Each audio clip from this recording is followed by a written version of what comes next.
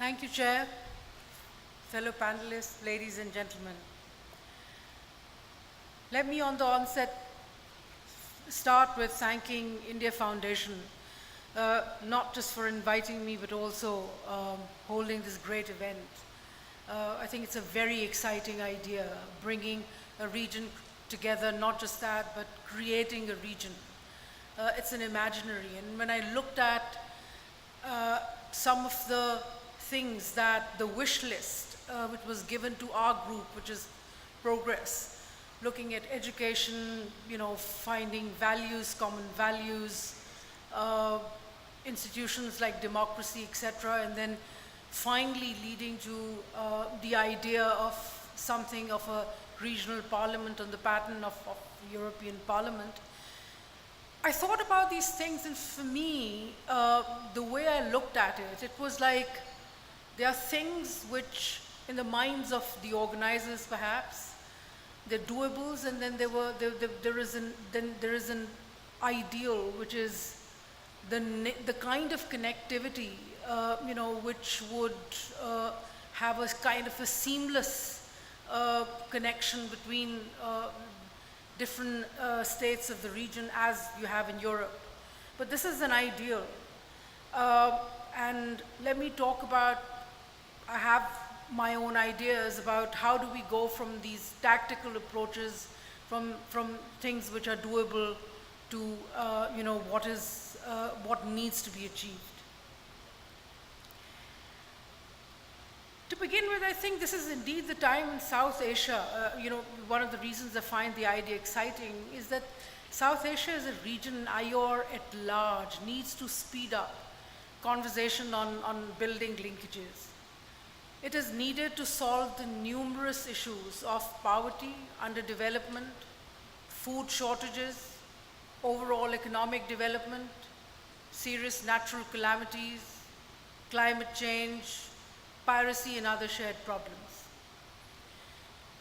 This goes hand in hand with the fact that the Indian Ocean, with all its rich resources, diverse communities, and strategic location, offers immense opportunities for billions of people that live in the littoral. As global competition expands, there is an even greater need to explore the numerous resources of the seas and harness it for the benefit of people. However, these resources are dreams that need the strength of a common vision, a political language, and desire to connect, an infrastructure that provides that connectivity, an environment that helps rise above xenophobia, a capable population, and a political and intellectual elite that can imagine the region beyond narrow nationalisms. In this regard, there are 4 points I would like to make. First, the idea of the IOR will strengthen when people seriously start thinking in terms of the seas. Despite that there are 32 states of the IOR, and as the Sri Lankan Foreign Secretary mentioned, 90% of world population is organized around the ocean.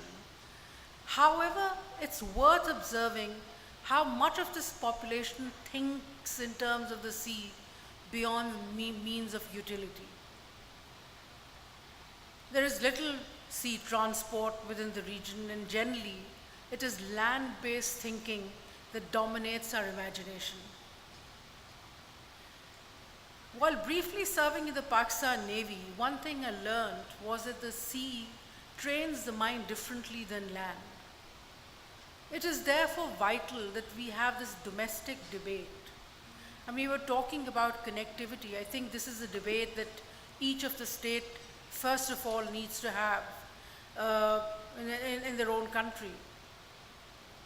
We need to have the domestic debate and educate the new generation in particular of the significance of the seas as not just a medium for contestation, but greater cooperation. What does it mean? How does it relate to my life? There is a lot of training of minds that needs to be done in this regard. there is a need to take the conversation from the narrow confine of security to issues that allow uninhibited conversations. Second, when we talk about building connections, this cannot be a forced effort that necessarily sacrifices the rich diversity of the IOR. This is indeed a region that brings together diverse cultures and civilizations that have in the past and continue to coexist.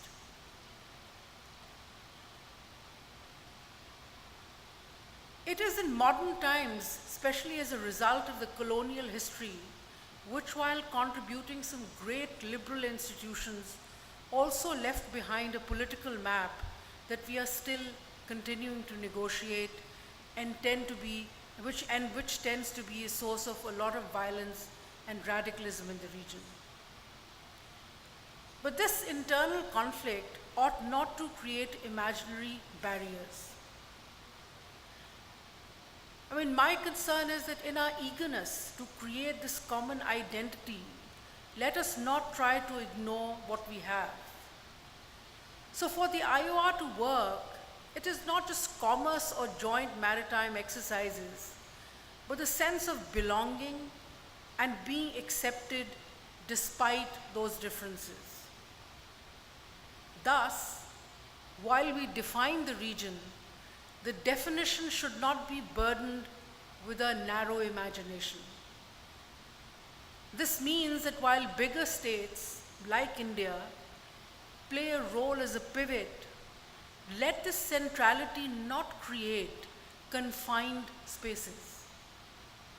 In fact, India can play a role as a hub of very diverse civilizations and not just one or two. Because if that's the formula, then it will divide rather than create a region. In the same way, the sense of creating shared values has to negotiate through the varied political systems in the region. The ideal would be to have liberal democracy as a governing principle. And this can be a long-term goal. The ultimate objective, however, should be for political system to serve the interests of their people. Let's not ignore the fact that there has been an overall rise in intolerance, radicalism, and authoritarianism in the region. Voices are getting silenced. This is certainly true for the world, but the larger world as well, but these negative values are a challenge that literal states have to face and change for institutionalizing of people's voice to be heard, which is the basic objective of democracy. It has to be representation of what people want. That should be the goal, rather than this system or that system.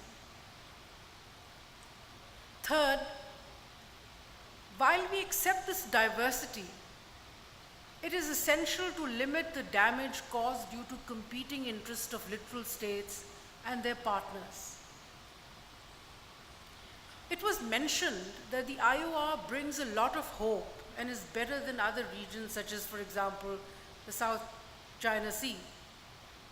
There is certainly an absence of a serious conflict in the Indian Ocean, which is certainly a plus point, despite that there are instances where maritime boundaries are not defined. This issue in itself has led to creating a serious human problem of the poor treatment of fishermen.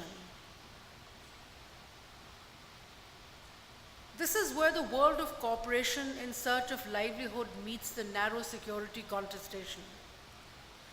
I believe that there is a need to beef up rules of engagement in the IOR as far as ordinary fishermen are concerned. This is a human problem which can be solved and which must be solved as the first stage towards finding something common and much bigger.